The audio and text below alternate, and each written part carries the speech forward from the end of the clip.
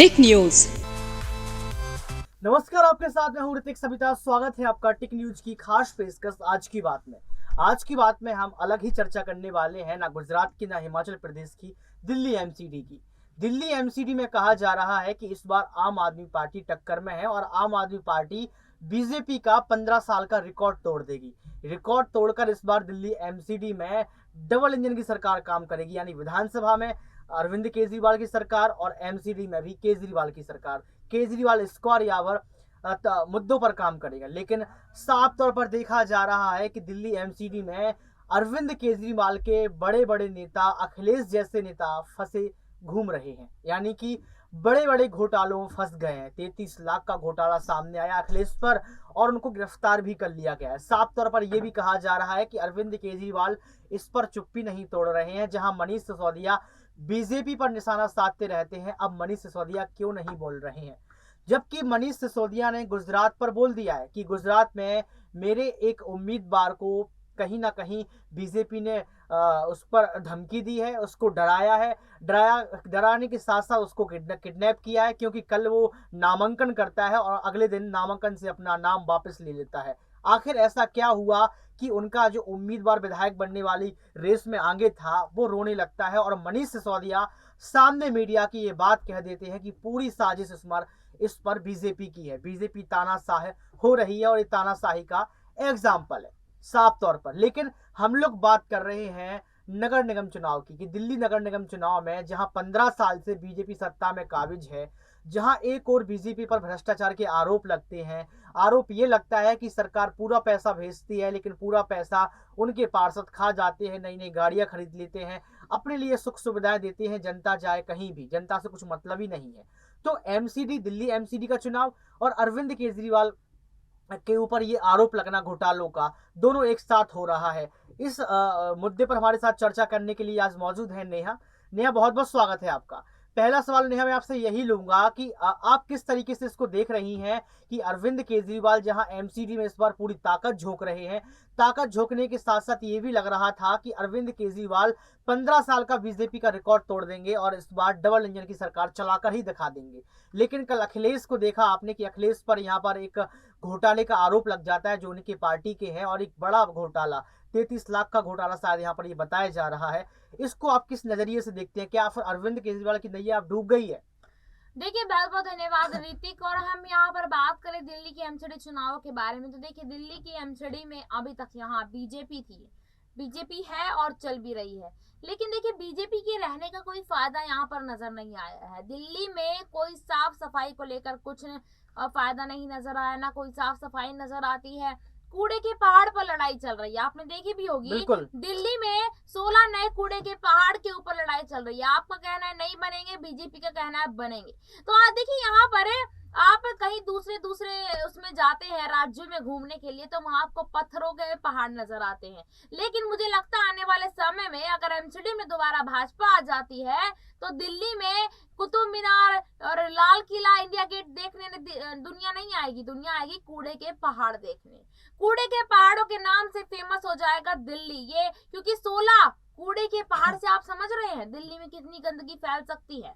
दिल्ली में ऑलरेडी इतनी गंदगी क्योंकि यहाँ पर 2 ऑलरेडी कूड़े के पहाड़ है, और देखिए फिर 16 और कूड़े के पहाड़ आएंगे तो यहाँ पर बहुत गंदगी का सामना दिल्ली वासियों को करना पड़ सकता है। देखिए यहाँ पर दिल्ली में इस बार आम आदमी पार्टी की जो चाहना हो रही है एमसीडी चुनावों को लेकर, वो इसीलिए हो रही है क्योंकि दिल्ली में अरविंद केजरीवाल ने जनता के लिए जो जितने भी अभी तक काम किए, चाहे वो मुफ्त की बिजली हो, सरकारी बसों में सेवा फ्री हो, महिलाओं के लिए स्वास्थ्य में जितनी भी उन्होंने सेवाएं दी हैं, चाहे कुछ भी सेवाएं दी है, लेकिन जनता उनसे खुश है।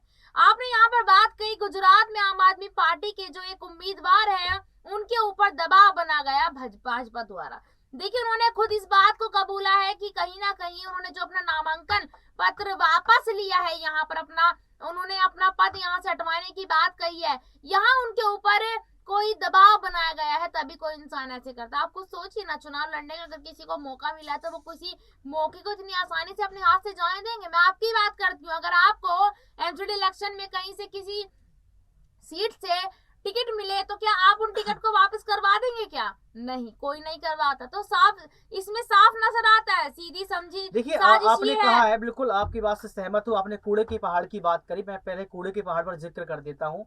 कूड़े के पहाड़ दिल्ली में है और अरविंद केजरीवाल इस पर ये कह रहे हैं कि महज 3 साल के अंदर इन 3 कूड़े के पहाड़ को हम गायब कर देंगे।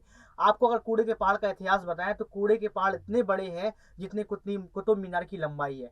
कुतुब मीनार के बराबर ये कूड़े के पहाड़ थे और इनका एक तरफ आपको अच्छी दिल्ली दिखती, दिल्ली की 2 तस्वीर है। पहली तस्वीर आपको सीपी दिखती है, लाल किला दिखता है, कुतुब मीनार दिखती है, इंडिया गेट दिखता है। तो दूसरी तस्वीर जो दिल्ली की है उसमें 3 कूड़े के पहाड़ शामिल हैं, जिस पर अरविंद केजरीवाल ने साफ तौर पर कहा है कि बीजेपी की सत्ता की सरकार ने, बीजेपी ने कभी भी इन पर ध्यान नहीं दिया। लगातार कूड़ा इसको बना दिया गया है, दिल्ली को कूड़े की नगरी बना दिया गया है। जो अरविंद केजरीवाल ने कहा है, उन्होंने साफ तौर पर यह कहा है जो बीजेपी काम नहीं कर पाई है उस पर और अरविंद केजरीवाल की सरकार काम करेगी और इन 3 कूड़े के पहाड़ को उखाड़ फेंक देगी। पहली बात तो ये होगी। लेकिन मेरा सवाल ये था नेहा कि घोटालों के बीच में अरविंद केजरीवाल फंसे हैं। आपने गुजरात का जिक्र किया, गुजरात की बात हम बाद में कर लेंगे, लेकिन सवाल ये था कि घोटालों का जिक्र, जैसे यहाँ पर अरविंद केजरीवाल फंसे घूम रहे हैं।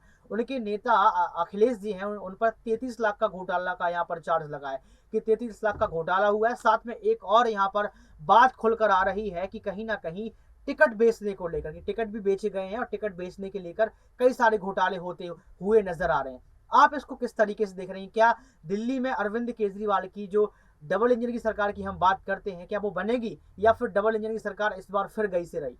देखिए, दिल्ली में अगर हम अरविंद केजरीवाल की बात करें तो जैसे कि आपने यहाँ पर कहा है कि दिल्ली के आप आम आदमी पार्टी कुछ नेताओं के ऊपर घोटालों के आरोप लगाए गए। हालांकि यहाँ पर सत्येंद्र जैन, दिल्ली जो आम आदमी पार्टी के नेता हैं, वो गिरफ्तारी में हैं। उनके बाद यहाँ दिल्ली के ओखला से विधायक हैं जो अमन अब्दुल्ला खान, उनकी भी यहाँ गिरफ्तारी की, 4 दिन की कस्टडी में वो रहे थे। यानी कि अगर देखा जाए तो डिप्टी सीएम जो मनीष सिसोदिया है, उनके ऊपर भी सीबीआई छापा पड़वाया था यहाँ पर भाजपा ने। यानी कि आप ये समझिएगा कि गुजरात की लड़ाई चलकर दिल्ली आ पहुंची है। ये जितने भी छापे पड़वाए जा रहे हैं, यहाँ लगातार देखा जा रहा है कि गिरफ्तारी करवाई जा रही है, ये सब जांच एजेंसियां खरीदी गई हैं, चाहे सीबीआई हो, मतलब आपका आईटी हो। साफ तौर पर यह कहना है कि बीजेपी पार्टी के इसमें मिली भगत है। बिल्कुल और आपका यह भी कहना है कि बीजेपी पार्टी कहीं ना कहीं अरविंद केजरीवाल को भटकाने का काम कर रही है। बिल्कुल क्योंकि आप ये देखिए कि अगर भटकाने का काम नहीं करती तो सेम डेट पर चुनाव क्यों रखे जाते? एक तरफ ये कहा जा रहा था कि कहीं ना कहीं जो चुनाव होने थे दिल्ली एमसीडी के, वो 4 से 5 महीने पहले होने थे। और जब प्रेस कॉन्फ्रेंस बैठती है, चुनाव आयोग तो बैठते हैं, चुनाव आयोग के मैनेजर जब बैठते हैं तो उस समय उनको दिल्ली के एमसीडी चुनाव की तारीखों की घोषणा करनी थी। लेकिन इसके बजाय वो ये घोषणा करते हैं कि केंद्र की सरकार चाहती है कि जो 3 निगम है दिल्ली के अंदर उनको एक कर दिया जाए, और एक का करने की वजह से चुनाव टाल दिए जाते हैं। हालांकि इतिहास का सबसे बड़ा माना जा रहा था कि चुनाव आयोग ऐसे कैसे चुनाव टाल देते हैं, समय से चुनाव ना करवाने पर आप पर कैसे ऐसे प्रेशर है। तो यहाँ पर ये सवाल कयास लगाया जा रहा था। तो कहीं ना कहीं आप यही कहना चाहती हैं कि बीजेपी पार्टी को ये तानाशाही की पार्टी है ना नेहा? मैं क्या सही कह रहा हूँ? लेकिन मेरा सवाल ये रहेगा कि एक लास्ट सवाल आपसे और लूंगा कि अरविंद केजरीवाल जिस तरीके से अभी उनकी किरकिरी हुई पड़ी है, गुजरात में देख लीजिए आप, मौर्य पुल हादसे के बाद वो बयानबाजी कर देते हैं, जबकि कांग्रेस शांत बैठती है, जबकि नरेंद्र मोदी शांत बैठते हैं, लेकिन अरविंद केजरीवाल टिप्पणी कर देते हैं। इसके साथ आपने देखा होगा कि अभी अखिलेश जो है उनके नेता, वो घोटाले में फंसे हुए हैं। सत्येंद्र जैन की नाम सामने आता है, मनीष सिसोदिया की भी गिरफ्तारी हुई थी, उनसे पूछताछ हुई थी। इसके साथ गुजरात में आपने देखा कि उनके एक उम्मीदवार को कहीं ना कहीं अपना नामांकन प्रक्रिया से नामांकन को, अपने नाम को वापस लेना पड़ता है। आखिर ऐसा क्यों हो रहा है? ऐसा दबाव क्यों हो रहा है? क्या बीजेपी का मकसद है कि आम आदमी पार्टी अब राष्ट्रीय पार्टी ना बने नेहा?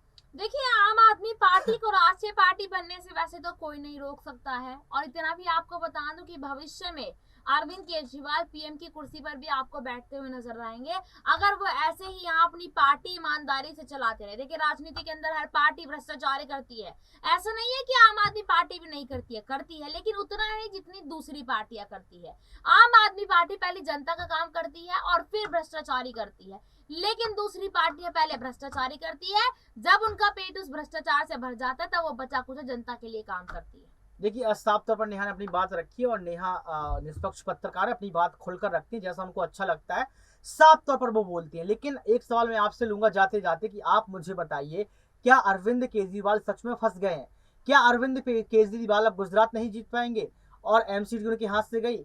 अरविंद केजरीवाल जो सपना देखते हैं कि डबल इंजन की सरकार कहीं ना कहीं दिल्ली के अंदर होनी चाहिए, क्या वो सपना टूट जाएगा? क्योंकि साफ तौर पर कहा जा रहा है कि इस बार एमसीडी में जो जीतेगा उसका बना हुआ मेयर की जो पद होगा, जो ओहदा होगा, वो कहीं ना कहीं अरविंद केजरीवाल यानी कि दिल्ली के मुख्यमंत्री के बराबर होगा। तो क्या बीजेपी की ये साजिश है? क्या बीजेपी अपना मेयर के तौर पर नया मुख्यमंत्री बनाना चाहती है और अरविंद केजरीवाल का जो ओहदा है, जो औकात है, उसको दिखाना चाहती है? ये सवाल कुछ मैंने आप पर छोड़े हैं, इन क्या का जवाब आप जरूर मुझे कमेंट बॉक्स में दीजिए। आज के लिए सिर्फ इतना ही। देखते रहिए टिक न्यूज। बहुत शुक्रिया।